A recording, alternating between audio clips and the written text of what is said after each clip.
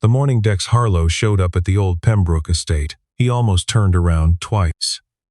He'd gotten the call late the night before, a job, restoration work on a carriage house that hadn't been touched since the 70s. The property sat at the end of a gravel road outside Millhaven, Virginia, hidden behind a wall of oak trees, so thick the house didn't come into view until you were practically on top of it. Dex had pulled his truck through the gate slowly, more out of respect than caution. Some places just had a weight to them. He was 41 years old and had been doing this kind of work for 17 years. Structural restoration mostly. The kind of work that required you to understand a building the way a doctor understands a patient, not just what was wrong on the surface, but what had gone wrong underneath and how long it had been going wrong, and whether the whole thing was worth saving at all. He had a reputation in the county for being honest about that last part, which was why some people called him and some people didn't.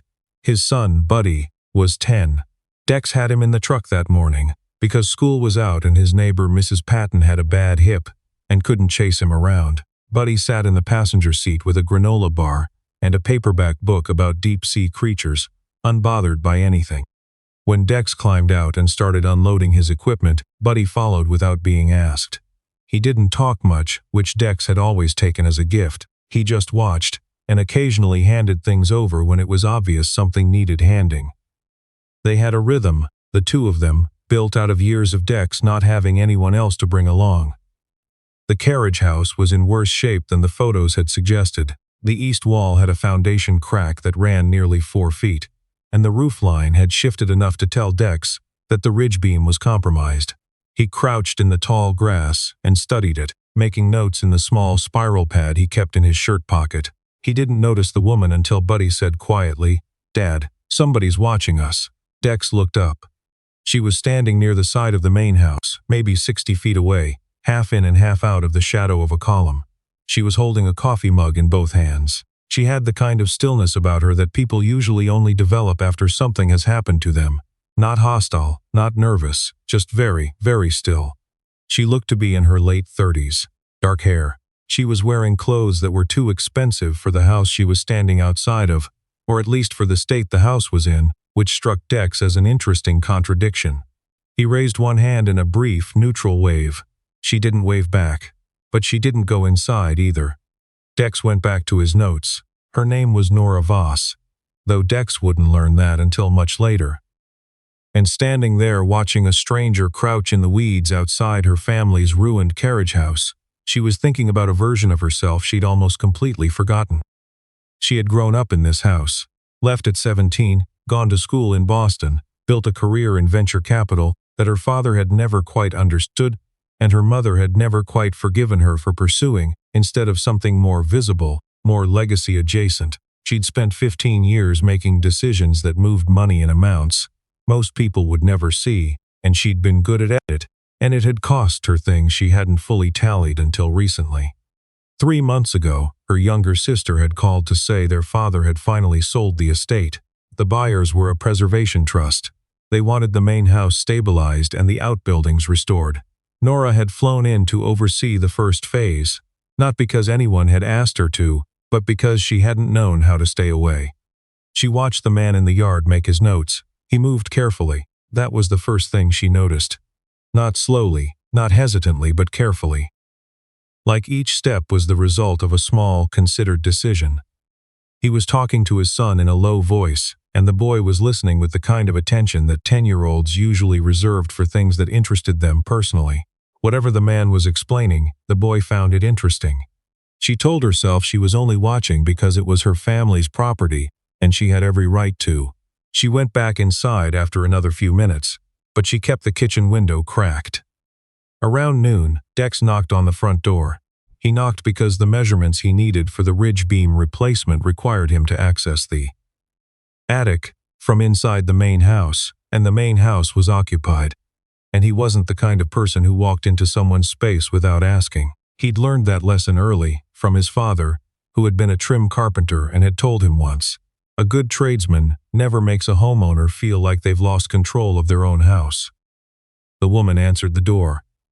Up close, she looked tired in a way that had nothing to do with sleep. It was the specific exhaustion of someone who had been making important decisions for a long time without anyone to make them with. "I'm Dex Harlow," he said. "I got hired by the Preservation Trust to assess the outbuildings. I need access to your attic to get a clear measurement on something in the carriage house structure. I can come back if this isn't a good time." She looked at him for a moment. Not suspicious, assessing. How long will it take? 15 minutes. Maybe 20 if the hatch is stuck. She stepped back and let him in. The house smelled like old wood and something floral, probably whatever she'd been cleaning with. The interior was in better shape than the outside suggested. Someone had been working in here recently. The floors had been cleared of the accumulated debris of an empty house, and the light through the windows had that particular quality that only shows up when the glass has been recently cleaned. "Nice place," Dex said, not because he was making conversation, but because he meant it. "These plaster walls are original, as far as I know." "They're in remarkable condition." She didn't say anything, but she glanced at the nearest wall, with an expression that suggested she'd thought so too, once, or maybe was only now remembering it. He did the measurement in 18 minutes. The hatch wasn't stuck. He came back down and found her in the kitchen, sitting at the table with a laptop and a cup of coffee, and she was looking at something on the screen with the blank concentration of someone who wasn't really reading it. Buddy was sitting on the back porch steps, visible through the glass door, eating a peanut butter sandwich and watching a cardinal in the yard. "Your son?" she said. "Yeah, he's been sitting there for 20 minutes. He hasn't moved." "He does that," Dex said. "He gets interested in things." She looked at the boy through the glass for another moment. "What's he interested in right now?" "That bird, probably. He went through a phase with birds last fall. He might be back in it." Dex picked up his pad and wrote down the measurement while it was still clear in his head. "I'll be out of your way. Thank you for letting me in the report," she said. "When will you have it?" "End of week. I'll email it to the trust and copy you if you want." "Please." He nodded. He was halfway to the front door when she said, without looking up from her laptop, "There's a crack in the foundation on the east side. Is it structural?" He stopped, turned back slightly. "Yes," he said, "but it's repairable. It hasn't compromised the footings yet. If it had been another season, maybe two, it would have been a different story." She was quiet for a moment. "So someone getting here now matters." "Someone getting here now matters," he said. He didn't know then why that seemed to mean more to her than a simple answer about masonry. She watched the truck go down the gravel road from the kitchen window. She'd been watching people for her entire professional life.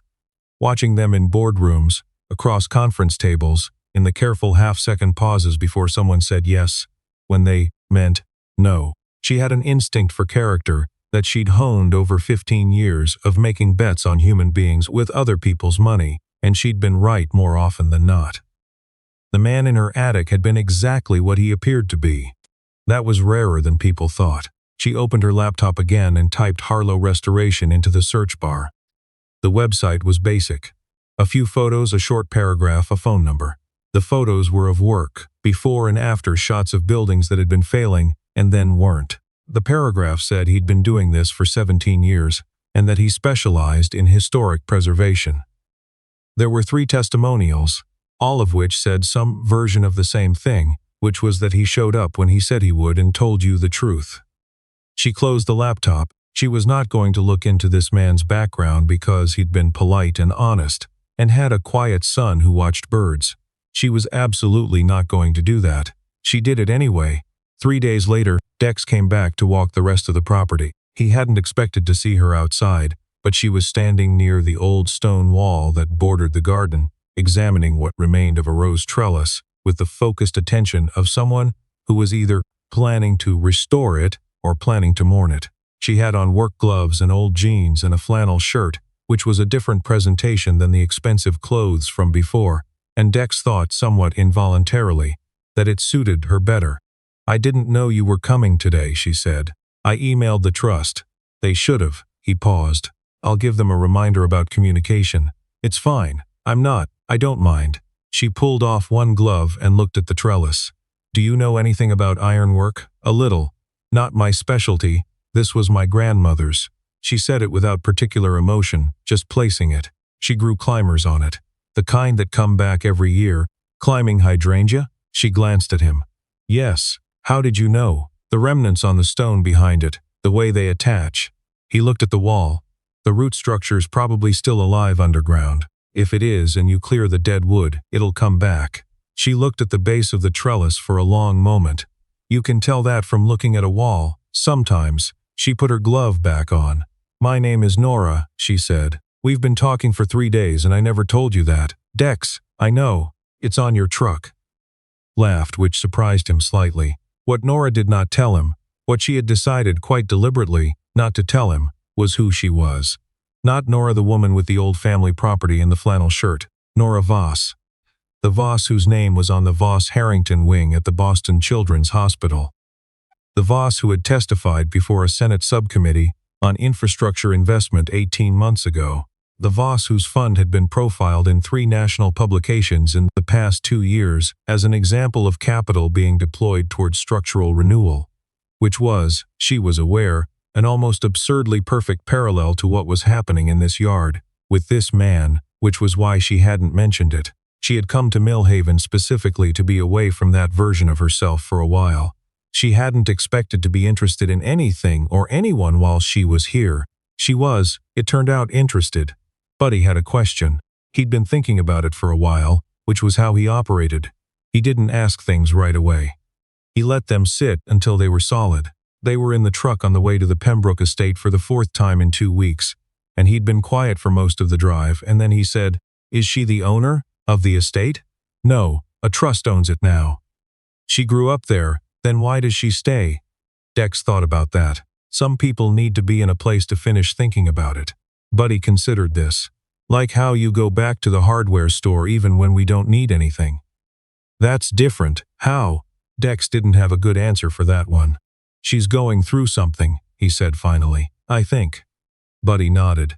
He had the equanimity of a child who had watched his father go through something for most of his remembered life. He didn't press it. She's nice, Buddy said after another mile. When she brought me the lemonade, she said she hoped it wasn't too sweet. Nobody usually asks about that. When did she bring you lemonade? Last time. You were in the roof. Dex looked at his son. His son looked out the window. She's okay, Buddy said. The foundation repair took 4 days. Dex did it himself, with one part-time helper named Glenn, who was good with concrete and didn't talk much, which was the configuration Dex preferred for focused work. Nora was in and out. She seemed to be managing things remotely, which told him something about what she did for a living, without telling him anything specific. She had long phone calls in the garden, walking slowly, talking in a voice that was different from her regular voice, more clipped, more precise, more in control. Dex paid attention to things. It was his job. He told himself that was why he noticed. On the 3rd day, late in the afternoon, she came to where he was working and crouched down to look at what he was doing. Not to supervise, he could tell the difference. Just to look. Can I ask you something? She said. Sure. Why this? Why restoration specifically, and not new construction? He set down his trowel. He hadn't been asked that in a long time, and he found that he had to think about the real answer rather than the short one. New construction, you're working with potential, he said. Which is fine, that's a good thing to work with. But restoration, you're working with something that already has a history, already meant something to somebody. And your job is to figure out what's actually wrong versus what just looks wrong, and then fix the thing that's actually wrong without messing up everything else that's still good. He paused. I find that more interesting. She was quiet for a moment. That's what I do, she said. In a different context. What do you do? She looked at him. There was a small pause that he noticed but couldn't interpret. Investment, she said. I look at things that are failing and figure out if they're worth saving and what it would actually take. And are they usually worth saving? More often than people think, she said. People give up on things faster than they should. Glenn didn't show up the next morning. He'd sent a text at 5:30 about a family situation, which Dex understood, and which left him alone on the property until mid-morning, when he heard someone moving in the yard and thought it was Glenn and turned around and found Buddy. Mrs. Patton called you, Dex said. She called me, Buddy confirmed. She said she was going to Eileen's and she didn't know when she'd be back and I could either go with her or call you. I told you not to call me when I'm on a job unless it's emergency, I know. Buddy set down his backpack. Mrs. Patton said going to Eileen's was the emergency. They're doing the thing with the plants again. Dex pinched the bridge of his nose. Eileen Markham had a container garden that had been causing neighborhood conflict for 3 years. This was not the first time Mrs. Patton had fled. "Fine," he said. "Sit on the steps. Don't touch anything." "I know." Nora came out of the house an hour later to bring coffee and found Buddy on the porch steps doing math homework with the focused misery that math homework seemed to generate universally in 5th graders. She looked at the paper over his shoulder without commenting on it, and then she said, "You got the second one wrong." Buddy looked up. "The exponent." She pointed without touching the paper. "You moved it over one place too many." Buddy looked at the problem, looked at her, erased something, looked at it again. "Oh," he said. "Yeah." She went back inside. Buddy looked at the problem for another minute. Then he picked up his pencil and wrote something in the margin of the page, and Dex, from 15 feet away, could see that it was a small star, the way kids mark things that matter to them. He looked away. It was Buddy who asked, on the second to last day of the job, the question that Dex had been carefully not asking. They were packing up equipment in the late afternoon, and Nora was sitting on the porch steps, Buddy's usual post, which she'd claimed because Buddy was helping Dex carry things and the steps were empty, and she was doing something on her phone. And Buddy said, walking past her with a bag of tools, "Are you going to stay here?" She looked up. "After we leave," he said. "Are you staying?" She considered the question with the seriousness it deserved, which was something Dex had noticed about her. She didn't deflect. "I don't know," she said. "I haven't decided. My dad said you needed to be here to finish thinking about something." Dex closed his eyes briefly. "Your dad," Nora said, "is right." She looked at Buddy. "Have you finished thinking about things here?" "I didn't need to think about anything," Buddy said. "I just came because of Mrs. Patton." "Lucky," Nora said. Buddy nodded, like this was simply accurate. "You could come back to see the carriage house when it's done." He thought about it. "Or Dad could send you pictures." "I could," Dex said, from behind the truck, not looking at either of them. "Pictures would be good," Nora said. "But I think I'd rather come back." They finished on a Friday. Dex did a final walkthrough of the carriage house. The foundation solid now, the ridge beam replaced, the east wall repointed, the whole structure standing level for maybe the first time in 30 years. It was good work. He knew it, not with pride, exactly, but with the specific satisfaction of a job that had been done the way it should have been done. Nora walked through it with him. She ran one hand along the repaired foundation wall. The mortar was still faintly lighter than the original stone, but in a year or two it would weather in, and you'd have to know where to look to find the seam. "It'll blend," Dex said. "I can see that." She looked up at the new beam. "You know, this building is almost 130 years old." "Yeah. And someone decided 130 years ago to build it out of material good enough that it would still be here." She let her hand drop from the wall. "I've been thinking about that a lot lately. What we build and whether it's meant to last or just to be enough for right now. Which do you lean toward?" She looked at him, lasting, increasingly. Outside, Buddy was sitting on the old mounting block near the carriage house door, drawing something in the small sketchbook he carried everywhere. The afternoon light came through the oak trees in long, warm bands. A cardinal landed on the fence post near him and stayed there for a remarkable length of time, as if it had agreed to hold the pose. "Your son drew a map of the property," Nora said. "Did you know that?" "He showed me Tuesday. He has where every tree is." "I didn't know that. He's a careful observer. He gets it from somewhere." She didn't say anything for a moment. Then, quietly, "I know who you are, Dex." He looked at her. "I looked you up," she said, "early on, not to investigate you. I wanted to know more about your work, and I found the article. About your wife. About what happened 4 years ago." She held his gaze. "I'm sorry, I should have said something. I didn't know how to bring it up without it becoming about me knowing a thing you hadn't chosen to tell me." The article she meant had run in a local paper 3 years ago. It was about a fundraiser for pediatric cardiac research. Dex had organized it himself. The paper had explained why. He looked at the carriage house wall. "She would have liked this," he said after a moment, not quite meaning to say it out loud. "This kind of work. She had a thing about buildings that had been through something." "So do I," Nora said. The cardinal flew off. Buddy watched it go and then went back to his map. She told him then, Standing in the repaired carriage house on a Friday afternoon in October, with the work finished and no particular reason left to be in the same place at the same time, she told him who she was. Not all of it, not the full scope, not the numbers, but enough. The hospital wing, the testimony, the fund, the years of building something significant enough that it had started to feel like a wall between herself and everything that had mattered before it. "I wasn't hiding it from you specifically," she said. "I came here to stop being that for a while. And then you were here and you were." She stopped. "What?" "Easy to be around," she said, in a way that made the other version of me feel very far away, and I didn't want to bring it back. Dex was quiet for a long moment. He was looking at the wall, the old stone, the new mortar, the seam you'd have to know about to find. "I'm not going to pretend I didn't look you up too," he said. After the third visit, she looked at him. "I know who you are," he said, "and it didn't change anything about the work." "No," she said. "I know it didn't, or anything else," he said more carefully. She was very still for a moment, and then she said, "There's a lot of work left on this property. The main house hasn't been touched. The garden wall needs repointing. The ironwork needs a specialist. Do you know one? I might." She almost smiled. It changed her face considerably. "I'm going to stay," she said. "I decided. I'll work remotely through the winter and oversee the next phase." She looked at him. "If the trust brings you back for the main house, I'd like that." "I'll put in the recommendation," he said. "You don't have to do that, I know." He picked up his clipboard. "I'll do it because it's the right call for the project." She nodded. Outside, Buddy had put away the sketchbook and was standing next to the truck with his backpack, patient as ever.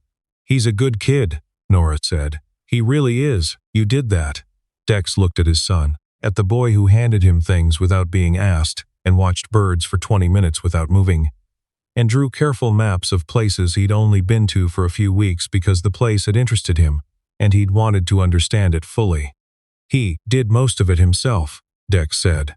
"He sent the final report to the trust on Monday morning. He included a recommendation for phased restoration of the main house and grounds, with a note that a qualified overseer was already in residence and familiar with the property's structural history. He thought about adding something personal to the email, and then he thought about the kind of person who would bring lemonade to a 10-year-old and ask if it was too sweet, and the kind of person who would write a small star in the margin next to something important, and he decided that some things didn't need to be added to reports. His phone buzzed 20 minutes after he sent it. The message said, "The trust approved the next phase. They said they'd like to use the same contractor if available. Are you available?" He read it twice. Then he typed back, "Yes." The phone buzzed again almost immediately. "Buddy is welcome on site anytime.